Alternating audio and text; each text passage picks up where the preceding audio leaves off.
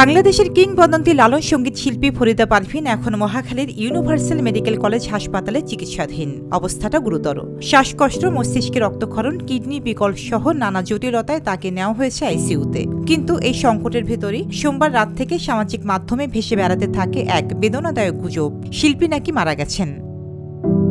শিল্পীর পরিবার এই গুজবকে বলছে ভিত্তিহীন ও নিষ্ঠুর। ফরিদা পারভিনের স্বামী প্রখ্যাত যন্ত্রসঙ্গীত শিল্পী বাঁশিবাদক গাজী আব্দুল হাকিম জানালেন, এই কঠিন সময়ে কেউ কেউ যাচাই না করেই তার মৃত্যু সংবাদ ছড়িয়ে দিচ্ছে।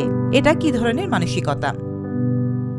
তিনি জানান, ফরিদা পারভিন এখনও বেঁচে আছেন, তবে তার শারীরিক অবস্থা অত্যন্ত সংকটাপন্ন। ফুসফুসে সংক্রমণ আছে, কিডনি পুরোপুরি বিকল হয়ে গেছে, নিয়মিত ডায়ালাইসিস দিতে হচ্ছে, মস্তিষ্কে রক্তক্ষরণ এবং জ্ঞানের মাত্রাও কমে গেছে, যে কোনো সময় ভেন্টিলেশনের প্রয়োজন হতে পারে।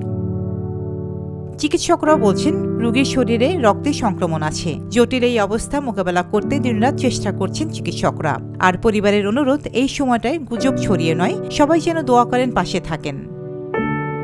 ফরিদা পারভিন শুধু একজন শিল্পী নন, তিনি বাঙালির আত্মার সঙ্গে মিশে থাকা লালন সঙ্গীতের কণ্ঠস্বর। বাড়ির পাশে আরশিনগর, ভাব ভাবনা আমার, কিংবা নইলে কি হবে মদিনা না গিয়ে, এসব গানে যিনি লালনের বাণী পৌঁছে দিয়েছেন মানুষের হৃদয়ে। এখন সেই শিল্পী হাসপাতালের বিছানায় মৃত্যুর সঙ্গে লড়ছেন। এখন সময় তাকে নিয়ে ভুল তথ্য নয়, ভালোবাসা ছড়ানোর, গুজব নয়, দোয়া হোক ফরিদা পারভিনের জন্য।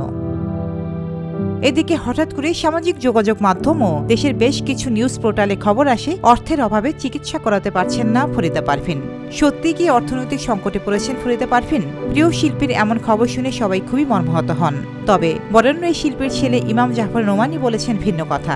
সামাজিক যোগাযোগ মাধ্যমে একটি পোস্টে নোমানী বলেন, আমরা নানা মাধ্যম থেকে জানতে পেরেছি যে বিভিন্ন ব্যক্তি ও প্রতিষ্ঠান তার নাম ব্যবহার করে তার চিকিৎসার জন্য বিভিন্ন সরকারি ও বেসরকারি অনুদান সংগ্রহের চেষ্টা করছে। তার চিকিৎসার জন্য কোনো ধরনের আর্থিক সহযোগিতার প্রয়োজন নেই এবং এ ধরনের কোনো আবেদন আম্মা বা আমাদের পক্ষ থেকেও করা হয়নি। তার প্রয়োজনীয় সকল চিকিৎসা যথাযথভাবে চলছে, আলহামদুলিল্লাহ। সবাইকে এই সকল প্রতারণা থেকে সতর্ক থাকার জন্য অনুরোধ জানাচ্ছি।